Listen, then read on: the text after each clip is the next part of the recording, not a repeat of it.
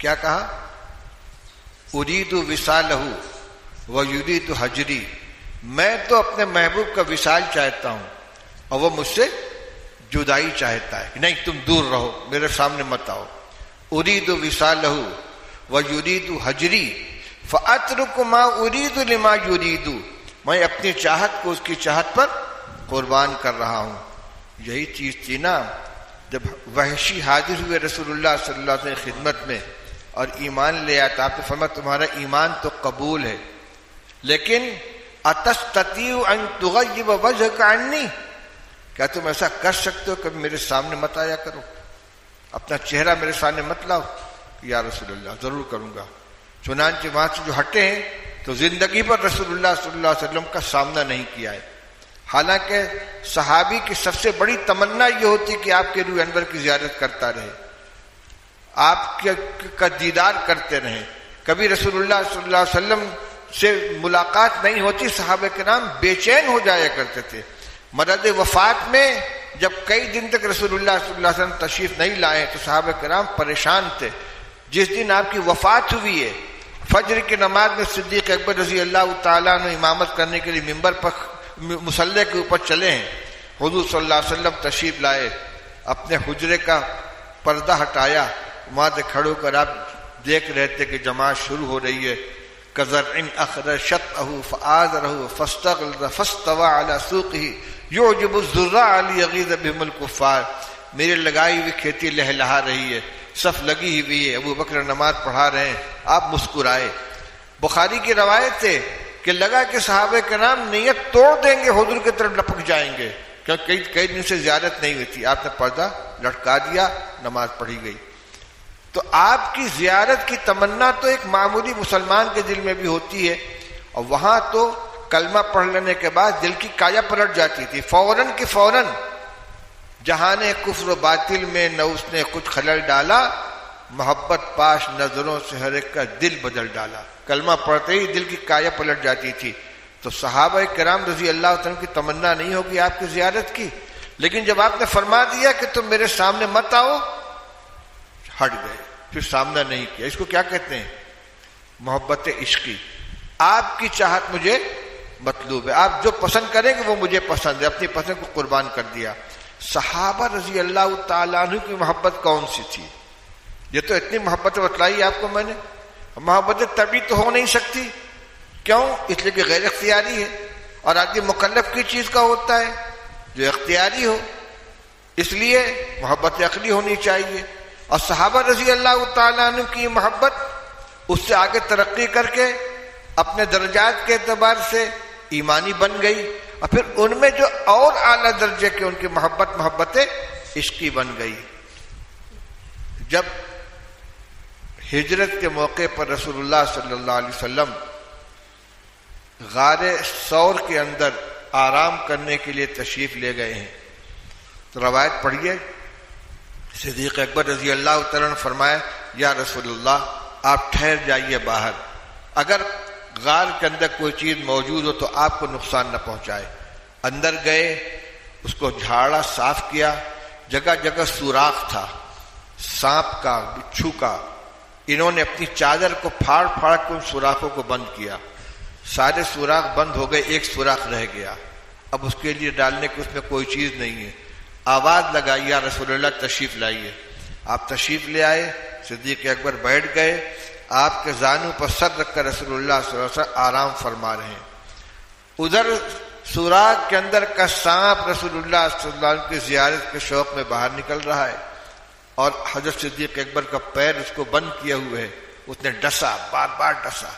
زہریلے سانپ کے ڈسنے سے تڑپ اٹھیے، لیکن حضور کے آرام میں خلل نہ پڑے، ایک حرکت نہیں کی. جب تکلیف برداشت نہیں ہو سکی تو آنکھوں سے آنسو ٹپکنے لگا. حضور صلی اللہ علیہ وسلم کے چہرے پر پڑا، آپ کی آنکھ کھل گئی. فرمایا کیا بات ہے؟ بتلایا کہ یا رسول اللہ اس کے اندر کوئی سانپ ہے. آپ نے ان کے پیر پر لعاب دہن لگایا، اپنا تھوک لگا دیا، تکلیف کم ہو گئی. یہ کیا چیز ہے؟ یہ عشق ہے، یہ محبت عشقی ہے کہ جان رہے ہیں کہ اس میں زہریلا سانپ ہے لیکن حضور کو تکلیف نہ پہنچے، اپنے پیر کو لگائے ہوئے اس کو ڈسوا رہے ہیں. تو صحابہ رضی اللہ عنہ کی محبت تو یقیناً محبت ایمانی محبت عشقی تو تھی ہی، لیکن ہمارے حضرت مولانا فخر الدین صاحب رحمۃ اللہ علیہ فرماتے تھے کہ عام لوگوں سے محبت طبعی مطلوب نہیں ہے، مگر صحابہ رضی اللہ تعالیٰ کی محبت حضور کے ساتھ محبت کون سی تھی؟ محبت طبعی بن گئی تھی، وہ محبت طبعی بن گئی تھی، یعنی ان کے مزاج کا جز بن گئی تھی۔ اور ایک دو نہیں، متعدد واقعات اس سلسلے کے اندر ہے۔ ایک دو واقعہ میں آپ کو سناتا ہوں۔ حضرت انس رضی اللہ تعالیٰ کی روایت ہے کہ ایک دن رسول اللہ صلی اللہ علیہ وسلم کی ایک شخص نے دعوت کی، رجل لحام، گوشت فروش تھا وہ، اس نے دعوت کی، رسول اللہ صلی اللہ علیہ وسلم تشریف لے گئے، میں بھی ساتھ میں تھا۔ اس نے شوربہ جو لا کر رکھا تو اس نے گوشت کے بوٹیاں تھیں اور کدو کے ٹکڑے تھے۔ میں نے دیکھا کہ رسول اللہ صلی اللہ علیہ وسلم کدو کا ٹکڑا تلاش کر کر کے تناول فرما رہے ہیں۔ کہتے ہیں اس دن سے مجھے کدو مرغوب ہو گیا، حالانکہ کدو مجھے بالکل پسند نہیں تھا۔ یہ پسند ناپسند تو فطری چیز ہے نا، یہ بدل کیسے گئی؟ طبیعت بدل گئی۔ ابھی کل تک جو چیز طبعاً نامرغوب تھی وہ آج طبعاً مرغوب بن گئی۔ کیوں؟ اس لیے کہ رسول اللہ صلی اللہ علیہ وسلم کی محبت آ گئی ہے۔ صحابہ رضی اللہ تعالیٰ کو حضور صلی اللہ علیہ وسلم کی ذات کی محبت اپنی ذات سے زیادہ تھی۔ حضرت جابر ابن عبداللہ رضی اللہ تعالیٰ عنہ، ان کے والد کون ہیں؟ عبداللہ ابن عمرو ابن حرام الخزرجی الانصاری رضی اللہ تعالیٰ عنہ۔ غزوہ احد جس دن پیش آیا ہے اس سے پہلے والی رات میں حضرت عبداللہ ابن عمرو نے اپنے صاحبزادے جابر ابن عبداللہ رضی اللہ عنہ کو بلایا اور ان سے کہا کہ بیٹے، کل رسول اللہ صلی اللہ علیہ وسلم کے درمیان اور مشرکین مکہ کے درمیان لڑائی ہوگی، اور مجھے امید ہے کہ میں سب سے پہلے شہید ہونے والوں میں شامل رہوں گا، اور تم مجھے رسول اللہ صلی اللہ علیہ وسلم کے بعد سب سے زیادہ محبوب ہو۔ تنہائی باپ اپنے بیٹے سے اظہار محبت کر رہا ہے، لیکن وہاں بھی غیر نفس رسول اللہ صلی اللہ علیہ وسلم کا استثناء کر دیا، حضور سے بڑھ کر تمہاری محبت نہیں ہے۔ حالانکہ اولاد کی محبت طبعی ہوتی ہے، طبعی محبت پر رسول اللہ صلی اللہ علیہ وسلم کی محبت کو ترجیح دے رہے ہیں، اور بیٹے ہی کو بتلا رہے ہیں کہ تمہاری محبت رسول اللہ صلی اللہ علیہ وسلم کی محبت کے بعد ہے۔ اس کے بعد کہا کہ مجھے اپنے بعد اپنے قرض کی بہت فکر ہے، میرے ذمہ جو قرض ہے اس کی ادائیگی کی فکر کرنا۔ چنانچہ قرض کی ادائیگی میں رسول اللہ صلی اللہ علیہ وسلم کا معجزہ سامنے آیا، جو روایت آپ پڑھ لیں گے انشاءاللہ۔ ایک صحابی ہیں عبداللہ ابن زید ابن عبد ربہ، صاحب اذان، جنہوں نے خواب دیکھا تھا، فرشتے کو اذان دیتے ہوئے سنا اور انہوں نے بیان کیا اور اسی پر اذان دلوائی گئی۔ حضور صلی اللہ علیہ وسلم کے مرض وفات میں یہ اپنے باغ کے اندر پانی دے رہے تھے، ان کے صاحبزادے آئے، آ کر کا ابا جان رسول اللہ صلی اللہ علیہ وسلم کی وفات ہو گئی۔ بس انہوں نے آنکھ بند کر لی اور ہاتھ اٹھا، اے اللہ میری آنکھ کی بینائی لے لے، اس لیے کہ اب آپ کے بعد دنیا میں کوئی چیز میرے لیے دیکھنے کی نہیں رہ گئی۔ اللہ نے بینائی لے لی۔ کیا کوئی بینائی کو پسند نابینائی کو پسند کرتا ہے؟ طبعاً کوئی نابینا ہونے کو پسند کرتا ہے۔ اندھا کیا چاہے؟ دو آنکھیں۔ مثل مشہور ہے، اندھا کیا چاہے؟ دو آنکھیں۔ اسے اندھے سے پوچھے دنیا کی سب سے بڑی دولت کیا ہے؟ کیا بتائے گا؟ آنکھ۔ یہ اپنی آنکھ کو قربان کر رہے ہیں۔ کیوں؟ حضور صلی اللہ علیہ وسلم کو جب دیکھ نہیں پائیں گے تو اس آنکھ کا اور کیا کام رہ گیا؟ تو طبعی طور پر اپنی مرغوب ترین چیز کو قربان کر رہے ہیں رسول اللہ صلی اللہ علیہ وسلم کے اوپر۔ اور سناؤ، غزوہ خیبر سے واپسی کے سفر میں رسول اللہ صلی اللہ علیہ وسلم نے حضرت صفیہ رضی اللہ عنہا سے نکاح فرما لیا تھا، اور جب مقام صحبہ میں پہنچے ہیں تو وہ پاک ہو چکی تھیں۔ وہیں پر آپ کی رخصتی ہوئی اور پھر اونٹنی پر سوار ہو کر آپ آگے روانہ ہوئے۔ آپ نے اپنی ہی اونٹنی پر حضرت صفیہ رضی اللہ عنہا کو آپ نے پیچھے سوار کر رکھا تھا، اور آپ کے پیچھے پیچھے حضرت ابو طلحہ انصاری اپنی اونٹنی پر سوار تھے، اور ان کے ساتھ حضرت انس بیٹھے ہوئے تھے۔ ایک مقام پر پہنچ کر رسول اللہ صلی اللہ علیہ وسلم کی اونٹنی کو ٹھوکر لگی. جو ٹھوکر لگی تو اوپر سے وہ ہودج گر گیا جس پہ رسول اللہ صلی اللہ علیہ وسلم تشریف فرما تھے. حضرت صفیہ بیٹھی ہوئی تھی. حضرت ابو طلحہ نے دیکھا کہ رسول اللہ صلی اللہ علیہ وسلم اونٹنی پر سے گر پڑے ہیں. انہوں نے اپنے کو گرا دیا, اترے نہیں, کودے نہیں, گرا دیا اپنے آپ کو. ایک لمحے کے لیے توقف کرنے کی گنجائش نہیں تھی کہ اونٹنی کو بیٹھاؤں اور اتروں یا قاعدے سے کودوں اپنے کو بچاؤں. حضور کو گرتے ہوئے دیکھ کر غیر اختیاری طور پر اپنے کو گرا دیا اور دوڑتے ہوئے پہنچے. کہا یا رسول اللہ چوٹ تو نہیں لگی؟ آپ نے فرمایا اپنی امی کی خبر لو. یہ چادر لے کر بڑھے اور جا کر حضرت صفیہ کے اوپر ڈال دیا ہے. اپنی ذات کی محبت سب سے اوپر ہوتی ہے کہ نہیں ہوتی ہے؟ لیکن یہاں حضور صلی اللہ علیہ وسلم کے گرنے کو دیکھ کر اپنے کو گرا دیا. یہ مثالیں دی تھی ہمارے حضرت مولانا فخر الدین صاحب رحمۃ اللہ علیہ نے یہ بتلانے کے لیے کہ صحابہ رضی اللہ تعالیٰ عنہ کی محبت تو فطری تھی. غزوہ بدر میں حضرت ابوبکر صدیق رضی اللہ تعالیٰ عنہ غالباً انہی کا واقعہ ہے. ان کے کوئی بیٹے دشمنوں کے ساتھ تھے, بعد میں مسلمان ہوئے. یہ حضرت ابوبکر کا یا کسی اور صحابی کا واقعہ ہے. انہوں نے کہا ابا جان بدر کے میدان میں آپ میرے نشانے پر آ گئے تھے, اگر میں چاہتا تو آپ کو قتل کر دیتا, لیکن باپ ہونے کی بنا پہ میں نے چھوڑ دیا تھا. انہوں نے کہا خدا کی قسم اگر میں تجھے دیکھتا تو میں تجھے ضرور قتل کر دیتا, کیونکہ تو رسول اللہ صلی اللہ علیہ وسلم کے مقابلے پر آیا تھا. کیا کوئی باپ اپنے بیٹے کو قتل کرنا چاہتا ہے؟ کیوں قتل کر رہے تھے؟ حضور صلی اللہ علیہ وسلم کی محبت میں. تو صحابہ رضی اللہ تعالیٰ کی جو محبت تھی محبت طبعی بن گئی تھی. لیکن عام لوگوں سے جو محبت کا مطالبہ ہے یہ کون سا ہے؟ یہ محبت عقلی کا, محبت ایمانی کا ہے. علامہ حضرت مولانا محمد زکریا صاحب رحمۃ اللہ علیہ نے الابواب التراجم میں نسائی اور ابو داؤد کے حوالے سے عبداللہ ابن عباس رضی اللہ عنہ کی ایک روایت نقل کی ہے کہ مدینہ میں ایک صاحب تھے نابینا. ان کی ایک ام ولد باندھی تھی جس سے ان کو اولاد بھی تھی. وہ بدبخت رسول اللہ صلی اللہ علیہ وسلم کو برا بھلا کہتی تھی.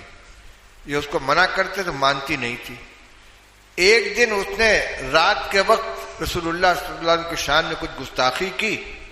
یہ اٹھے کدال لی اور اس کے پیٹ پر حملہ کر دیا, اس کے پیٹ کو پھاڑ دیا, اس کے اوپر لگ گئے, پیٹ پھٹ گیا اور خون بہا, اور غالباً وہ حاملہ تھی, ایک بچہ بھی باہر نکلا. صبح کو اس کا چرچا ہوا. رسول اللہ صلی اللہ علیہ وسلم مسجد نبوی میں لوگوں کو جمع کیا اور فرمایا کہ میرا تمہارے اوپر جو حق ہے میں اس کا واسطہ دے کر تم سے مطالبہ کرتا ہوں کہ جس شخص نے یہ کام کیا میں سامنے آ جائے.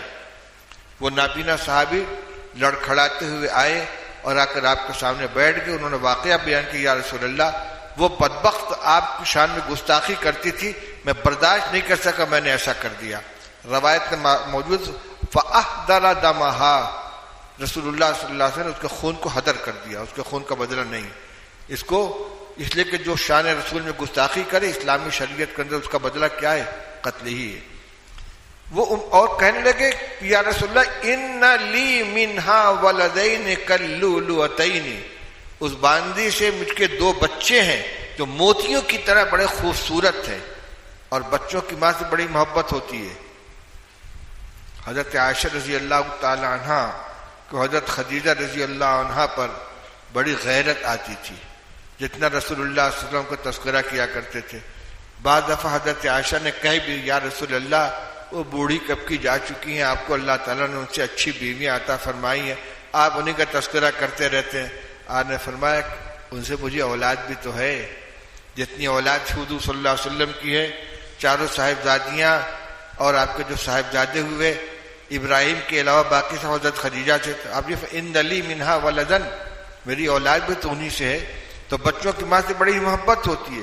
یہ ام ولد تھی ان آما کی, لیکن حضور کی شان نے گستاخی کی تو برداشت نہیں کر سکا, پیٹ پھاڑ دیا اس کا. یہ ایک عام آدمی تھے, ان کا نام روایت میں موجود نہیں ہے, تو صحابہ رضی اللہ تعالیٰ عنہ کے یہاں تو یہ چیز ناقابل تصور تھی کہ حضور صلی اللہ علیہ وسلم کی شان میں کوئی گستاخی کرے اور اس کو برداشت کر لیا جائے. حضرت شیخ رحمۃ اللہ علیہ نے یہ مسئلہ اٹھایا ہے اور اس کے بعد انہوں نے فرمایا کہ میرے والد مولانا محمد یحییٰ صاحب رحمۃ اللہ علیہ کی رائے یہ تھی کہ مسلمانوں کی محبت طبعی اور عقلی دونوں کا مجموعہ ہے. طبعی محبت مغلوب ہوتی ہے لیکن بوقت تقابل ظاہر ہو جاتی ہے. مغلوب رہتی ہے لیکن بوقت تقابل ظاہر ہو جاتی ہے. کہنے کہ مثال کے طور پر کسی کا کوئی بچہ ہے بہت محبوب اور بڑا پیارا ہے, اس کو گود میں لیے لیے پھرتا ہے, لیکن وہ بچہ اگر خدا نخواستہ قرآن پاک کے اوپر پیر رکھ دے اس بچوں کو اٹھا کے پھینک دے گا. کیوں؟ اس لیے کہ ابھی تک تقابل نہیں تھا, تزاحم نہیں تھا. یا وہی بچہ رسول اللہ صلی اللہ علیہ وسلم کے شان میں کوئی گستاخی کر دے اس کو تھپڑ مارے گا, وہ ساری محبت کافور ہو جائے گی. جب تک تقابل نہیں ہوتا, تزاحم نہیں ہوتا, پتہ نہیں چلتا, محبت طبعی غالب نظر آتی ہے. لیکن جب رسول اللہ صلی اللہ علیہ وسلم کی محبت کا اپنی کسی محبوب چیز کے ساتھ تقابل ہو جائے, چاہے وہ چیز طبعاً محبوب ہو چاہے عقلاً محبوب ہو, یہ مولانا محمد یحییٰ صاحب کی بات نقل کر رہا ہوں کہ مومن کی محبت میں طبعی اور عقلی دونوں محبت پر رسول اللہ صلی اللہ علیہ وسلم کی محبت کو غالب آنا مطلوب ہے. جو چیز سے نفع نقصان کا تعلق ہے اس کے مقابلے میں بھی, اور جس چیز سے فطری محبت اس کے مقابلے میں بھی رسول اللہ صلی اللہ علیہ وسلم کی محبت کو غالب رکھنا چاہیے. آخری بات حدیث کی تشریح کے سلسلے میں یہ ہے کہ آخر رسول اللہ صلی اللہ علیہ وسلم کی محبت اس درجے میں مطلوب کیوں ہے. اس میں جو بات میں بیان کروں گا آپ مشکات کے صدر میں پڑھ چکے ہوں گے. اب مقررین بھی اس کو عام طور سے بیان کرتے ہیں کہ محبت کے 4 اسباب ہیں, کمال, جمال, احسان اور قرابت. پڑھا ہے نا؟ عام طور سے کوئی چیز جو محبوب ہوتی ہے تو اس کے 4 اسباب ہوا کرتے ہیں, جمال, کمال, احسان, قرابت. کوئی چیز محبوب ہوتی ہے خوبصورت ہونے کی بنا. گلاب کا پھول بہت خوبصورت ہے, بہت پسندیدہ ہے. کیوں؟ اپنے حسن کی بنا پر. کوئی چیز محبوب ہوتی ہے کمال کی بنا پر, اس میں کوئی کمال پایا جاتا ہو, علمی کمال ہو, فنی کمال ہو. اب آج کل کے نوجوان فلم اسٹار کے بہت عاشق ہیں, کرکٹ کھیلنے والوں کے بڑے عاشق ہیں. کوئی رشتہ داری نہیں ہے لیکن بہت نامی کرکٹ کے کھلاڑی ہے, اس کے دیوانے ہو رہے ہیں, اس کے جیسا لباس بنا رہے ہیں, اس کے جیسا بال بنا رہے ہیں. اور دیندار لوگوں میں آ جائیے, کوئی بہت اچھا قاری ہے, بہت اچھا حافظ ہے, اس سے بڑی محبت ہے. اس کی کیوں؟ اس کے کمال کی بنا پر. یا بہت دیندار ہے, دینی کمال ہے, اس کی بنا پر اس سے محبت ہے. 2 چیزیں ہو گئی, جمال. اور جمال کس کو کہتے ہیں؟ تناسب اعضاء کو. تمام اعضاء کا متناسب ہیئت کے اوپر ہونا. رنگ روپ یہ کمال حسن کی چیز نہیں ہے. کوئی سانولا بھی حسین ہو سکتا ہے اور سفید رنگ والا بھی بدصورت ہو سکتا ہے. تناسب اعضاء یہ کمال, یہ جمال ہے. اور کمال معنوی بھی ہو سکتا ہے, ظاہری بھی ہو سکتا ہے. تیسری چیز ہے احسان, کہ کوئی کسی کے ساتھ احسان کر دے تو اس کو اس کے ساتھ محبت ہو جاتی ہے. چاہے وہ احسان جسمانی ہو, چاہے مالی ہو, چاہے علمی ہو, محسن سے محبت ہوتی ہے. الانسان عبد الاحسان. مفید الطالبین کے جو جملے ہیں شروع میں, اس میں ایک جملہ یہ بھی, الانسان عبد الاحسان. بندہ تو احسان کا غلام ہوتا ہے, جو جس کے ساتھ احسان کرے گا وہ اس سے محبت کرے گا. اور آخری چیز قرابت, رشتہ داری کی بنا پر محبت ہو جاتی ہے. باپ سے محبت ہے, ماں سے محبت ہے, بیٹے سے محبت ہے. جس میں ان 4 اسباب میں سے کوئی ایک سبب پایا جائے اس کے ساتھ محبت ہو جاتی ہے. صرف جمال کی بنا پر, صرف کمال کی بنا پر, صرف قرابت یا احسان کی بنا پر. اور جس میں ایک سے زیادہ اسباب اکٹھا ہو جائیں, قرابت بھی, احسان بھی ہے, رشتہ دار بھی ہے اور محسن بھی ہے, یا رشتہ دار بھی ہے, محسن بھی ہے اور بڑا صاحب کمال ہے, اور اگر اس کے اندر جمال بھی پایا جائے تو 4 اسباب اکٹھا ہو گئے. ہم دیکھتے تو رسول اللہ صلی اللہ علیہ وسلم کے اندر 4 اسباب کا محبت موجود ہیں اور 4 اعلیٰ درجے کے محبت ہیں. آپ کے جمال کا کوئی مقابلہ ہی نہیں ہے. برا ابن عازب رضی اللہ تعالیٰ فرماتے کہ 14ویں کی رات میں رسول اللہ صلی اللہ علیہ وسلم کے چہرے کو دیکھ رہا تھا اور چاند کو دیکھ رہا تھا اور مقابلہ کر رہا تھا کون زیادہ حسین ہے. خدا کی قسم رسول اللہ صلی اللہ علیہ وسلم کا چہرہ چاند سے زیادہ خوبصورت نظر آ رہا تھا۔ حضرت عائشہ رضی اللہ تعالیٰ عنہ کا جملہ مشہور ہے، معلوم نہیں سند کے ساتھ ثابت ہے کہ نہیں ہے، کہ زنان مصر نے یوسف علیہ السلام کو دیکھا تھا تو اپنی انگلیاں کاٹ لی تھی، اگر میرے محبوب صلی اللہ علیہ وسلم کی زیارت کرتی تو گردنیں کاٹ لیتی اپنی۔ آپ کے جمال پہ اللہ جل شانہ نے پردہ ڈال رکھا تھا، حجاب ڈال دیا تھا، آپ کا حسن کھلا نہیں ہے، تو جمال تھا۔ اور کمال جتنی قسم کا ہو سکتا ہے وہ سب آپ کے اندر موجود تھا۔ حسن یوسف دم عیسیٰ ید بیضا داری، آج خوبہ ہم دارن تو تنہا داری۔ جو معجزات تھے انبیاء علیہ السلام کے، جو کمالات تھے، کمال علمی ہو، کمال عملی ہو، کمال خلقی ہو، جتنے اخلاق حسنہ ہیں، انک لعلی خلق عظیم، تمام اخلاق حسنہ پہ آپ سب کے اونچے مقام کے اوپر ہیں، خلق عظیم کے اوپر آپ فائز ہیں۔ جتنے حلم ہے، تدبر ہے، صبر ہے، اور اللہ کی عبادت ہے، تقوی ہے، تمام صفات حسنہ آپ کے اندر، جتنے کمالات ہو سکتے ہیں عملی علمی سب آپ کے اندر۔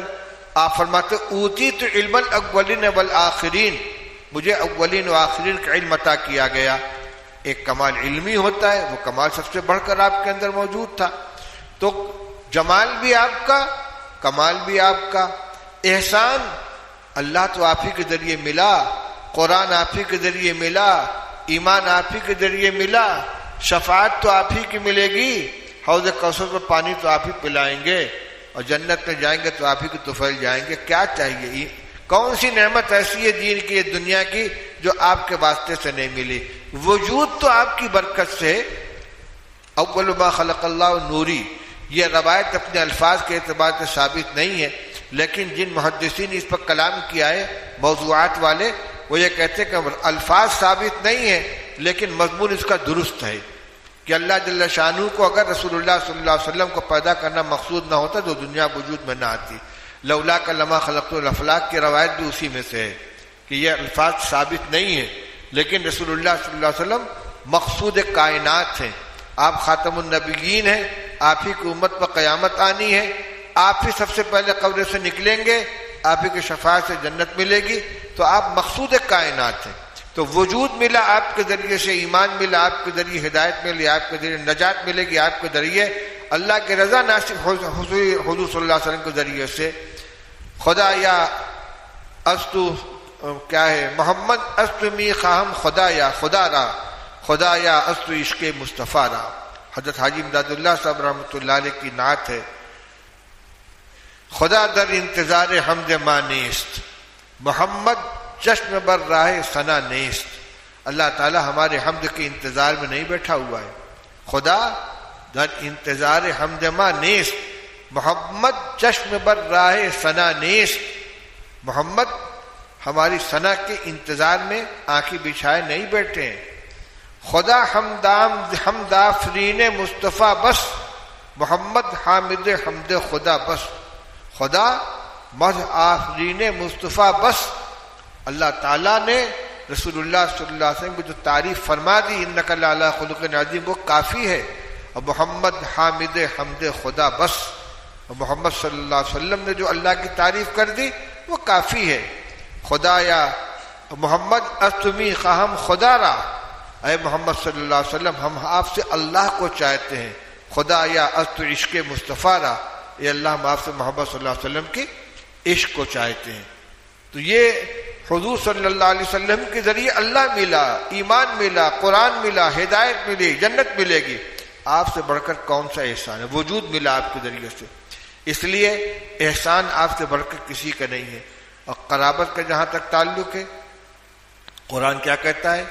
النبی اولا بالمؤمنین من انفسہم وازواجہ امہاتہم، نبی ایمان والوں سے ان کی جان سے زیادہ قریب ہے۔ سب سے زیادہ قریب تو اپنی جان ہوتی ہے نا، اپنی جان سے بھی زیادہ ایمان والوں سے قربت کس کو حاصل ہے، قرابت کس کو حاصل ہے؟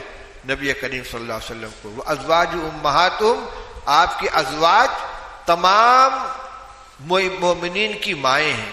اور جو میں نے اور ولد کو مقدم کرنے کی وجہ بیان کی تھی، ایک وجہ یہ بھی بیان کی گئی ہے کہ رسول اللہ صلی اللہ علیہ وسلم نے ارشاد فرمایا انا لکم بمنزلۃ الوالد، میں تمہارے لیے باپ کے درجے میں ہوں۔